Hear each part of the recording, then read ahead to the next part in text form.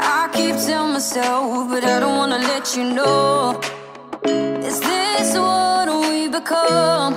Strangers on the run, looking for something, chasing the sun. All those days trying to find a place where you make them just be alone.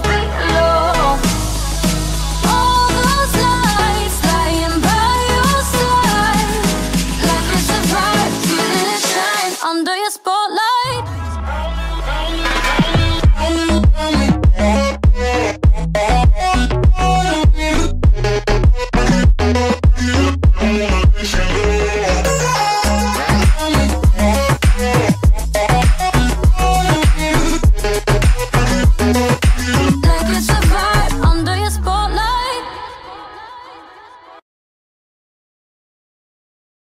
Abrilhantando o primeiro dia de festa dos 91 anos da Glesp, ministro do STF, Alexandre de Moraes, fazendo palestra, uma linda palestra, falando sobre o STF e a garantia de direitos, é isso?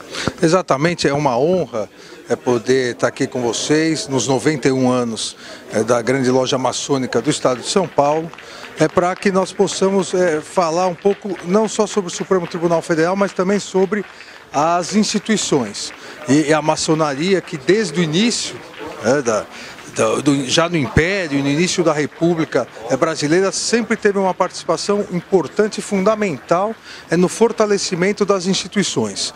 Para que o Brasil possa seguir seu caminho em frente, é muito importante que as instituições sejam fortes, para que as pessoas que momentaneamente, como nós todos fazemos parte das instituições, possamos cada vez mais contribuir. Ministro, depois da Constituição de 1988, o Judiciário, através do STF, assume um poder muito grande, tem condição de fiscalizar e combater algumas ações do Executivo. Tem gente que diz que o STF pode tudo. Afinal de contas, o STF pode tudo mesmo ou não? Não, claro que não. O Supremo Tribunal Federal, ele deve, assim como todos os demais poderes, respeito à Constituição. O que ocorre é que a Constituinte de 1988 fez uma aposta. É uma aposta no fortalecimento da justiça. Se nós olharmos para trás, a história brasileira de 1988 para trás, nós sempre tivemos problemas de rupturas institucionais. Sempre tivemos problemas de quebra da normalidade democrática em virtude de um desbalanceamento de forças entre executivo e legislativo. O que fez o legislador em 88? Fortaleceu também o judiciário para que o judiciário pudesse mediar os demais poderes, para que o judiciário e principalmente o Supremo Tribunal Federal pudesse fazer um papel de poder moderador dos outros poderes para que a Constituição fosse cumprida e a normalidade democrática persistisse. Basta lembrar e basta ver que nós estamos no maior período de estabilidade democrática desde o início da República. Nós vamos completar 30 anos da Constituição, 32, quase 33 anos da reabertura democrática, sem quebra institucional, sem quebra da normalidade, apesar de todos os problemas que sofremos. Agora, ministro, o que me parece que muitas vezes tudo acaba caindo no STF. Eu lembro bem quando logo que o senhor foi ao STF, nomeado ao STF, não sei se foi a primeira, uma das primeiras discussões que o senhor participou, era para decidir quem seria o campeão do futebol de 1987. Ministro, isso tinha que parar lá no STJ, não? Foi uma das primeiras sessões. O ano passado, logo que eu tomei posse, sessão na turma, o Campeonato Brasileiro de 1987, Sport ou Flamengo, e acabou chegando até o Supremo Tribunal Federal, porque havia uma alegação de coisa julgada. Realmente, o nosso desafio não só do Judiciário, do Supremo Tribunal Federal, do legislador, é estabelecer um filtro maior, para que o Supremo Tribunal Federal possa se debruçar sobre as grandes questões nacionais. Outra questão que também gerou muita polêmica é a questão da prisão na segunda instância. Lá quando a gente, na Faculdade de Direito, lá nos primeiros ensinamentos, que fala-se dos princípios constitucionais, vem lá, o princípio da presunção de inocência, né? Ninguém é considerado culpado até o trânsito julgado. O que acontece nesse caso? Não há incompatibilidade entre o princípio da presunção de inocência e a possibilidade de uma execução da pena a partir da condenação em segunda instância. Veja, o princípio da presunção de inocência é uma presunção de que a pessoa só poderá ser culpada, só poderá ser condenada se o Estado acusador, demonstrar ao Estado juiz provas. Agora, obviamente, essa presunção de inocência, ela vai se invertendo ao longo do processo.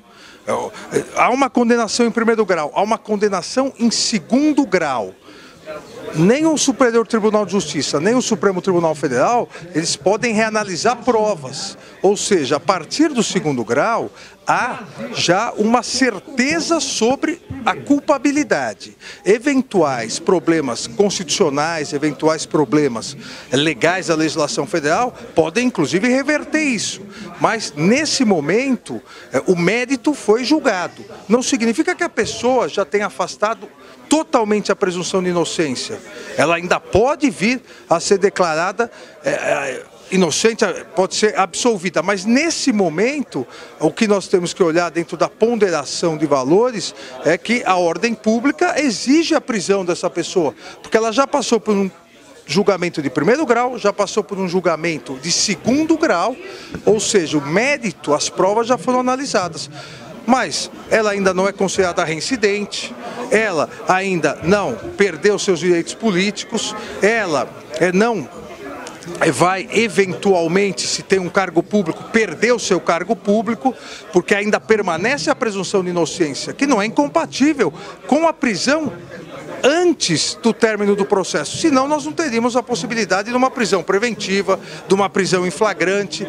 Nós temos que compatibilizar a questão da presunção de inocência, a questão do devido processo legal, também com a necessidade de garantia da ordem pública, com a necessidade de efetividade da aplicação da justiça. O ministro também tem livros. Na verdade, eu tenho vários livros, mais de 20 livros. Que edição que está o comentário? Sendo que o meu manual de direito constitucional já está na 34ª edição, realmente é o meu livro carro-chefe.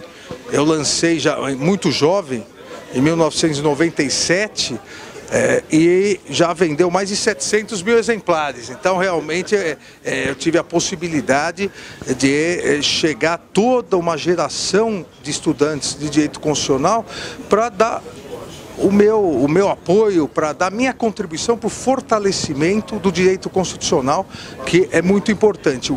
Um país só cresce se tiver noção da sua cidadania, um país só cresce se tiver noção dos seus direitos e deveres. Ministro, obrigado pela entrevista, parabéns pela palestra e vida longa no STF. Nós todos. Saúde. Obrigado.